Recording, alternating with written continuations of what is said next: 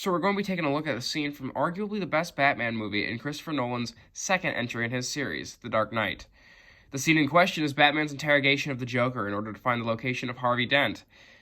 We're going to be analyzing this scene based on 4 elements in film: lighting, sound, cinematography, and editing, and discuss how they relate to the Joker's character and Gotham City's situation at this point in the film.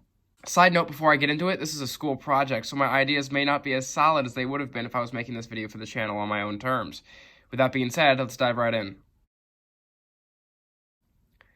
The entire room is very dark, the only source of light being a dim ceiling light in the back of the room and an even dimmer lamp on the table between the Gordon and Joker. You can actually see Gordon pretty well in the darkness, as the lamp's light seems to especially focus on him. However, the Joker is obscured almost completely in the shadows, really only his sinister face makeup showing. This gives him an incredibly unnerving appearance and makes him look very threatening, like some sort of predatory animal stalking its prey in the dark. The lighting in this small segment alone shows how scary the Joker can be, and that the audience should definitely be afraid of him. Me? I was right here.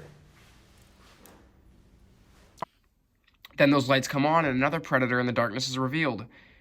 The jarring switch in lighting makes the audience feel as if the dynamic in the room has switched and now Batman has control.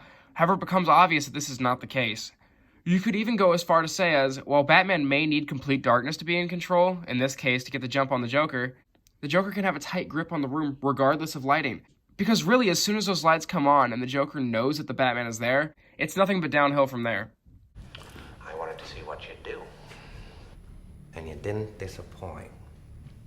You let 5 people die. Then you let Dent take your place. Even to a guy like me, that's cold. Sound is a little simpler. First off, there's no music for a good majority of this scene, and really the only sound that we hear is what is actually happening in this scene, such as the echoey voices in the empty room and the sounds of the two struggling once things start to get rough. The music only begins to slowly build as more and more of the Joker's plan is revealed, and Batman begins to, well, lose control. It's in control. If you haven't noticed yet, a majority of the points I make in this video relate to the control dynamic between the characters in this scene, because really this is the tipping point in the film when things really start going bad. You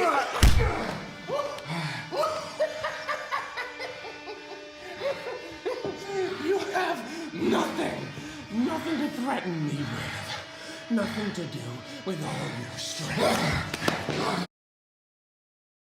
The cinematography is actually pretty simple in this scene. No crazy angles or anything to distract the audience from the point of the scene, which is a very high-stakes situation where the city's district attorney is missing and there's clearly a very limited amount of time to find him. The scene consists primarily of close-up shots, however there are some medium and long shots depending on the actions of the characters. When the action picks up and the situation gets a little unhinged, that's when the camera stops with the simple close-ups for the conversation. The camera shakes violently when Batman begins throwing the Joker around and is no longer still for the rest of the scene like it was at the beginning. This does a great job at displaying how at the beginning of the scene, everything seems controlled and calm, but as soon as Batman realizes that he's not the one in power, everything starts getting a little bit more crazy. Like with the camera's movement, cutting begins happening much more frequently when the action starts. There are more frantic jumps between the characters as soon as Batman pulls Joker out of his chair. Once again, things appear less controlled, both with the cinematography and editing, as soon as Batman shows he isn't in control. The editing does a great job of keeping the continuity of the scene and doesn't confuse the audience about what's happening on screen.